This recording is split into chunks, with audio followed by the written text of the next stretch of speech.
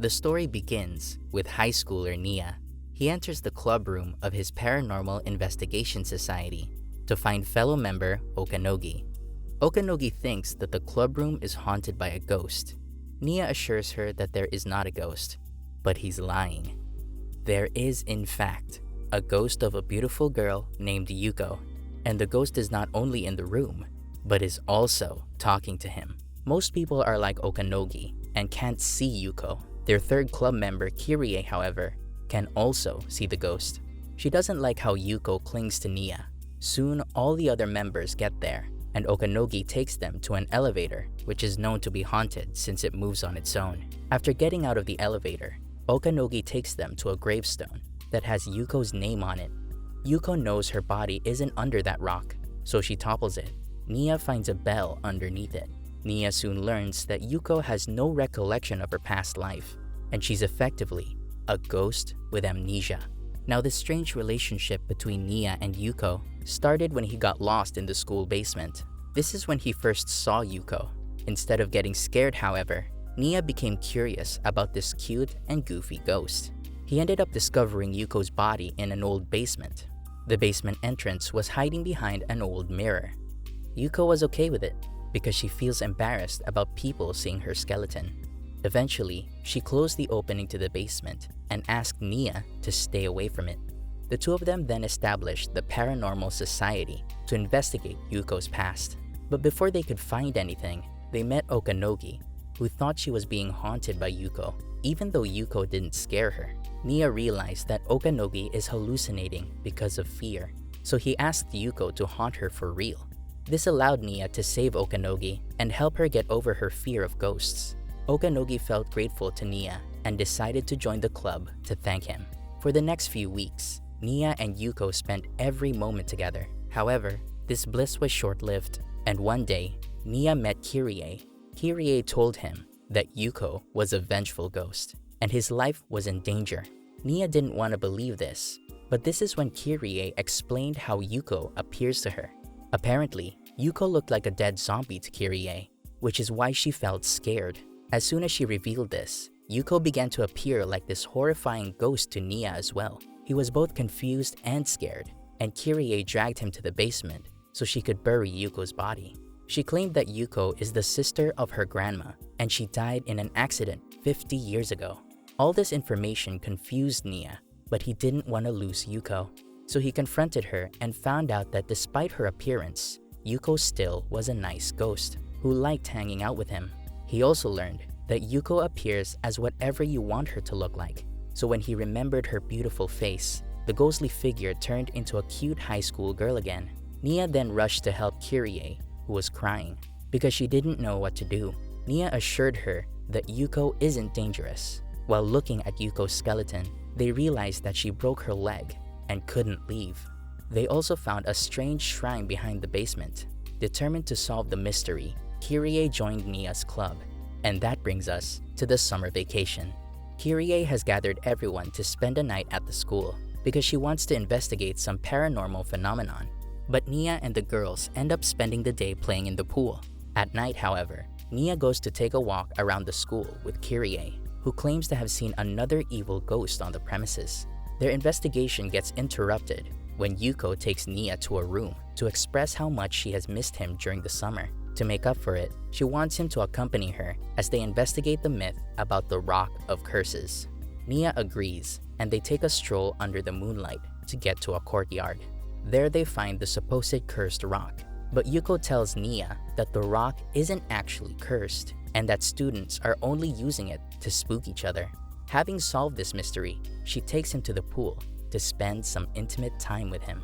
The summer eventually ends, and the students start getting ready for the school festival. Nia and his friends are running a haunted house where Yuko scares the students by turning herself into their worst nightmare. While she's running the haunted house with Nia, Okanogi takes Kirie along to explore the festival. Kirie has feelings for Nia, and she feels bad that he has fallen in love with a ghost.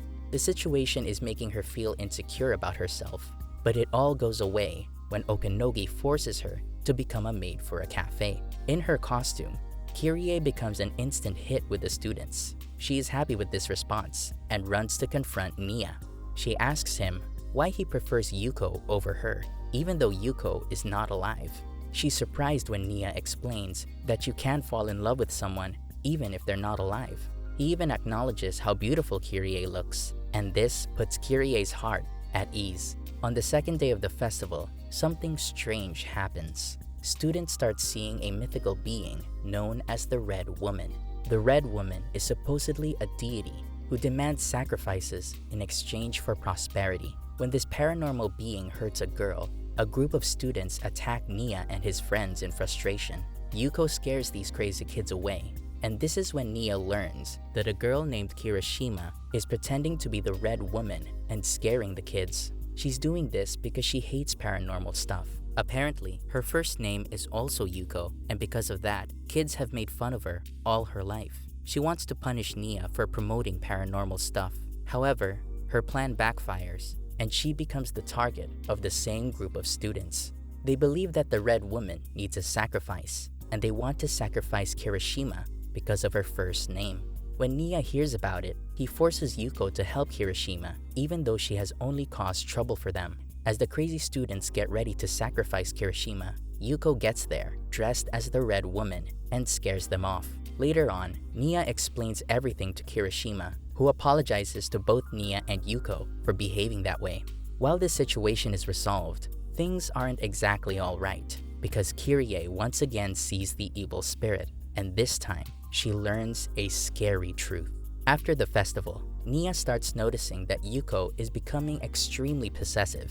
She's always clinging to him, and even gets mad when Okanogi tries to have lunch with her lover. Nia loves Yuko, so he doesn't get mad at her, but Kyrie tells him something shocking. Apparently, the evil ghost is a manifestation of Yuko's anger, envy, and wrath. Yuko has put all these emotions into a separate entity, and this allows her to always stay happy and positive. Yuko doesn't agree with Kyrie and runs away when the evil spirit shows up. Nia follows her, and they end up in the front of the same rock in the courtyard. In the daylight, Nia realizes that the rock is a memorial stone for the kids who died in an epidemic half a century ago. What's even scarier is the fact that Yuko's name is among those kids. But Nia knows that Yuko didn't die because of some disease. This is when he figures out something truly horrifying. Yuko was sacrificed in front of that shrine in the basement, so that the Red Woman can end the epidemic in that region.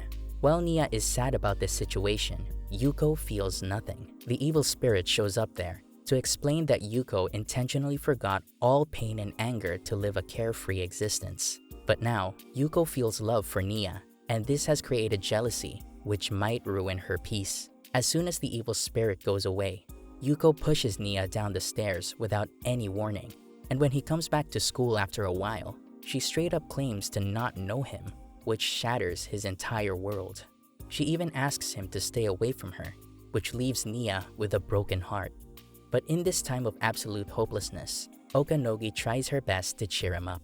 Over the next few days, the two of them became really close, and Nia even starts forgetting Yuko altogether. Kyrie tries to remind him of how much he loves Yuko, but something stops her. Still, her words coupled with seeing Yuko's name in a diary are enough to make Nia remember the love of his life. He immediately runs to the club room to see Yuko. She once again says that she doesn't remember him, but he grabs her hand and takes her to the terrace to remind her of all the moments they spent together. When he confesses his love to her and gives her a hug, Yuko finally remembers him, and they share a beautiful moment together.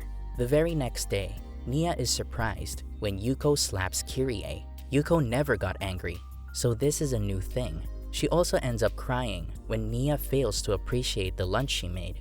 Nia is happy that Yuko is finally showing more and more emotions, but it also means that she is starting to feel lonely. When Nia leaves for home, she even tries to chase him, but it's clear that she can't leave the school grounds. This is when her evil half shows up and forces her to remember the past she has forgotten. Yuko doesn't want to remember because these memories are hurting her, and luckily, Nia comes back to save her. However, he knows he has to confront Yuko's evil half.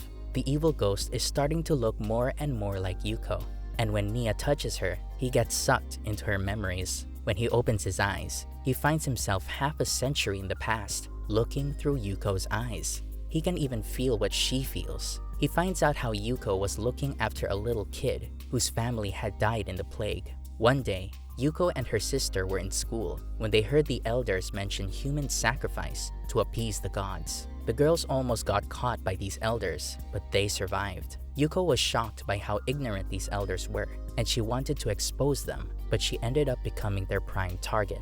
They threw her into the basement and shut the door, leaving her suffering alone with a broken leg. Nia feels all her pain as she tries to keep her sanity intact, even in this horrifying situation. To stay pure and happy, she even builds this new personality and forgets about her traumatic death. When Nia finally comes to his senses, he tries to hold Yuko's hand, but she cries out in pain. She can sense that Nia knows about her past, and this is when her amnesia kicks in. She instantly stops seeing or hearing Nia and starts searching for him desperately. Nia can still see her, but as the days go on, he starts to think that he's lost her forever. After Kyrie asks him to keep trying, he decides to keep in touch with Yuko using a diary. He even meets up with Yuko's sister, who is now the head of the school. The old lady can see Yuko's evil half and feels bad for her sister. That evening, Nia goes to the club room and starts breaking things that mean so much to Yuko. When he tries to rip apart their diary, she finally sees him. He knows that she has to acknowledge her past to move on, so he calls her evil half. He goes up to the scary-looking ghost and gives her a hug. He says that he understands her hatred and loves her for who she is. His love helps the two halves to unite for the first time, and finally, Yuko becomes someone who can feel all kinds of emotions. A few days later, as Yuko's body is being removed from the basement, she asks Nia to go on a date with her. They play around in the snow and eat lunch together. Yuko is extremely happy when Nia feeds her. However, when the evening approaches, Yuko gets up and asks Nia to break up with her. She says that since she has made peace with her past, she has no reason to live in this mortal realm. She is slowly disappearing and doesn't want Nia to see her like that. Nia knows he can't do anything, but he wants to stay with her till her last moment. So they go back to the club room and keep each other company. When Yuko is about to disappear, Nia promises to live happily after she's gone and gives her a kiss. After Yuko's gone, Nia keeps his promise and doesn't shed a tear. Instead, he tries to move on with a heavy heart. A few days later, Okanogi asks him to start the club once again, and Nia agrees with this idea. When he goes to the club room, however, he gets the greatest surprise he could have ever asked for. Yuko is there waiting for him. She says that his love for her is strong enough to keep her in this world, so now they can stay together forever.